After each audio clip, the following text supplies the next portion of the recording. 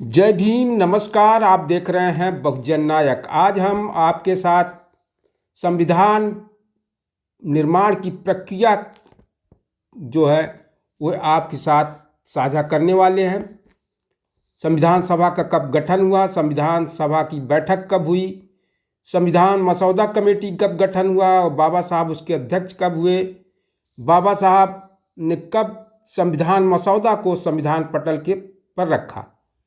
यह आपको हम बता दें कि संविधान सभा जो है आज की जैसे पार्लियामेंट थी उसी तरह काम करती थी। किया तो उन्होंने जितने पूरे मसौदे थे उस पर सारे पर बहस हुई थी। सभी सदस्यों ने उस पर जो प्रश्न खड़े किए थे या बाबा साहब ने सभी का संतोषजनक उत्तर दिया था उस समय, और इसके बाद वह संविधान बनकर तैयार हुआ था।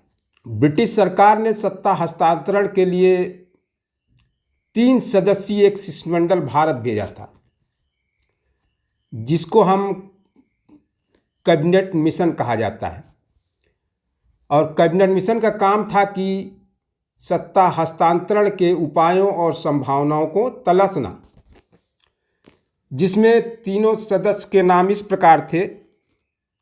लॉर्ड पैथिक लॉरेंस जो भारत में सचिव थे, ये ब्रिटिश सरकार के सचिव थे भारत में, और सर स्टेफर्ड क्रिप्स ब्रिटिश व्यापार बोर्ड के अध्यक्ष थे, और AB अलेक्जेंडर ब्रिटिश नौसेना के मंत्री थे। ये 3 लोग उसमें कैबिनेट मिशन में शामिल थे। कैबिनेट मिशन आने के बाद ही यहाँ पर संविधान सभा के सदस्यों का चुनाव हुआ था, और चुनाव समाप्त होने के बाद जुलाई में 1946 में संविधान सभा का गठन हुआ।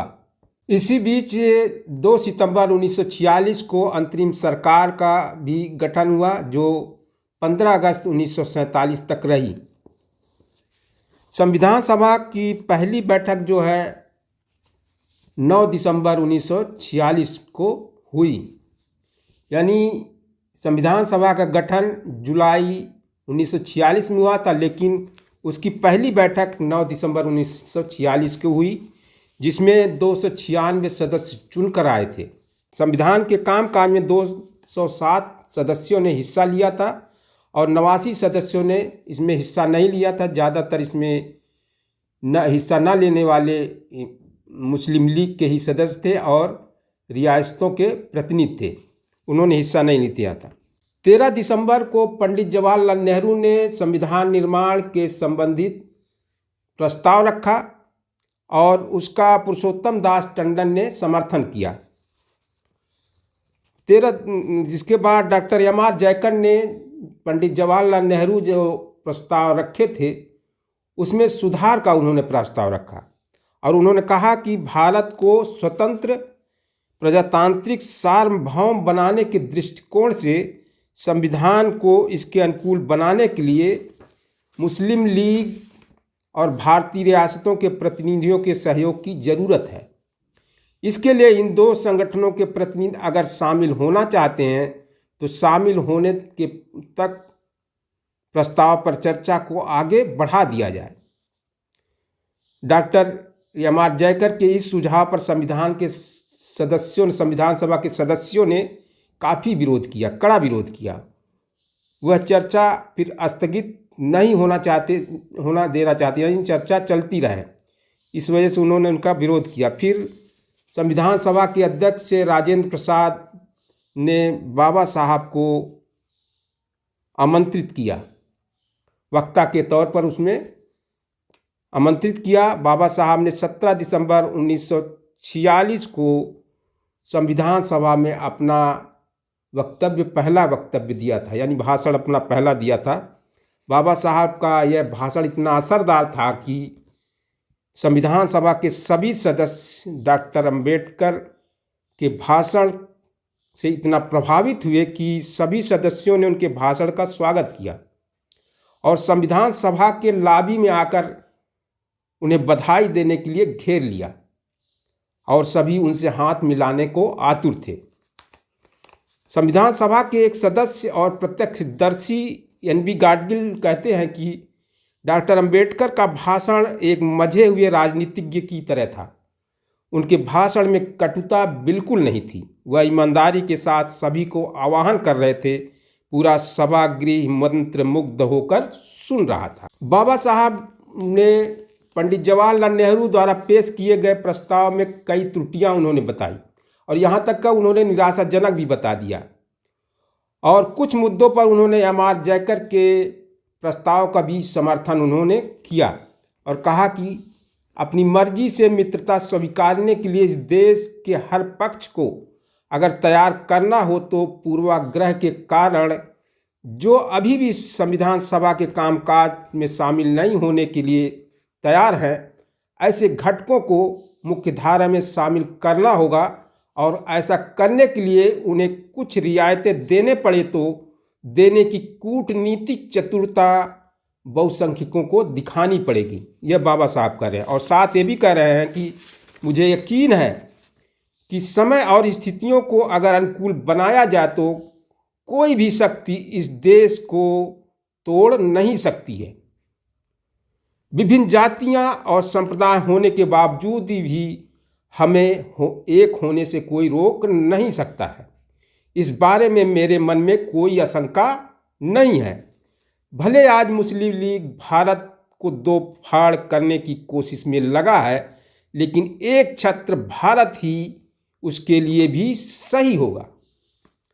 मैं दावे के साथ कह सकता हूँ, अगर चाहे तो मुस्लिम खुद अपने बारे में सोचने लगेंगे। इसके बाद इतना लोग प्रभावित हुए। फिर बीच में जो भारत पाकिस्तान का बंटवारा होना शुरू हो गया, उसमें हो सकता है संविधान सभा की बैठकें स्थगित रही हों। फिर इसके बाद 29 अगस्त 1947 को सत्यनारायण सिन्हा ने संविधान सभा में 7 सदस्यीय संविधान मसौदा समिति का प्रस्ताव रखा जो मंजूर कर लिया गया था, जिसमें बाबा साहब डॉक्टर बी.आर. अम्बेडकर थे, Alladi Krishna Swami Ayyar, N. Gopal Swami Ayyangar, K M. Munshi, Syed Mohammad Saadulla, B N. Mittal, D P. Khaitan, ये 7 सदस्य उसमें थे। फिर 30 अगस्त को संविधान सभा ने बाबा साहब को मसौदा समिति का अध्यक्ष सर्वसम्मति से चुन लिया। बाबा साहब को अध्यक्ष बना दिया गया 30 अगस्त को। बाबा साहब डॉक्टर अम्बेडकर ने अपने सलाहकार और सचिव बी.एन. राव और कार्यालय के कर्मचारियों के सहयोग से 2 महीने में ही कच्चा मसौदा तैयार कर लिया। फिर उन्होंने सभी धाराओं का निरीक्षण किया और गलतियां जो थी उसमें सुधार किया।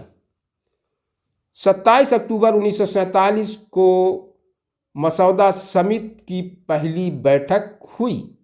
27 अक्टूबर 1947 को बैठक में तैयार किए गए मसौदे तथा उनकी धाराओं पर भी चर्चा हुई।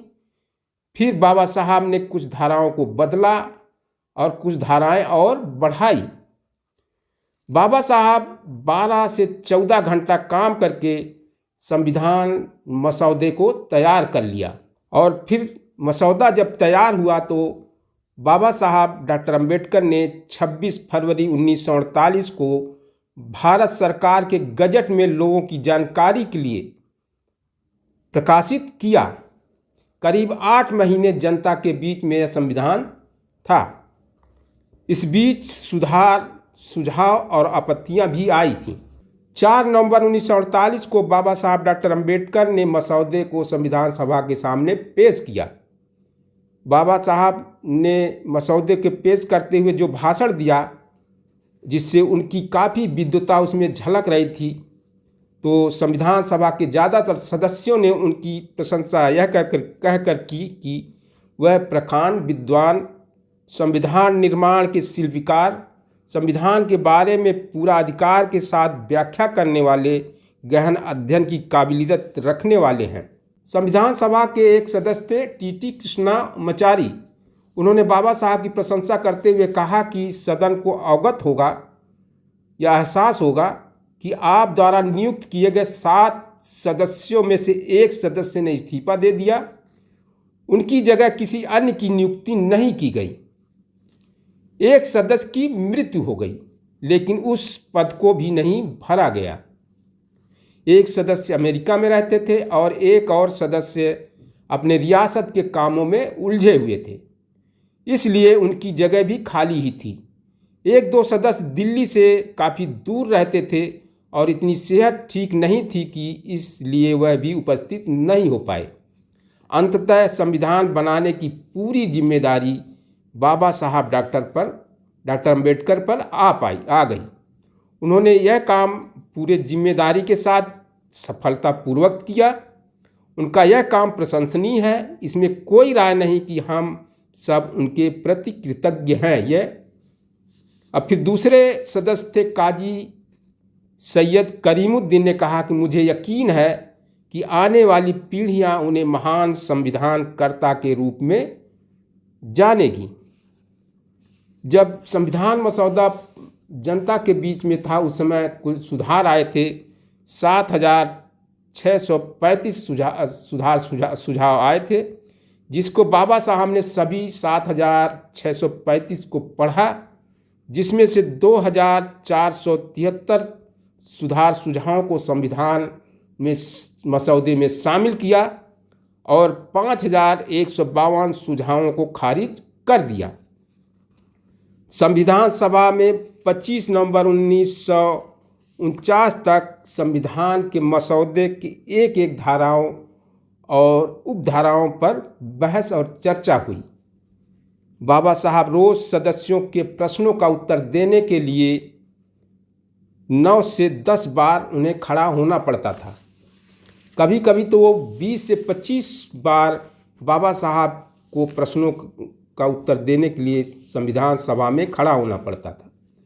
संविधान सभा में मसौदे की हर अनुच्छेद, धाराओं और उपधाराओं पर बहस और चर्चा होने के बाद 26 नवंबर 1949 को संविधान सभा का समापन हुआ और उसी के साथ भारतीय संविधान पारित हो गया, यानी भारतीय संविधान लागू होने के लिए तैयार हो गया।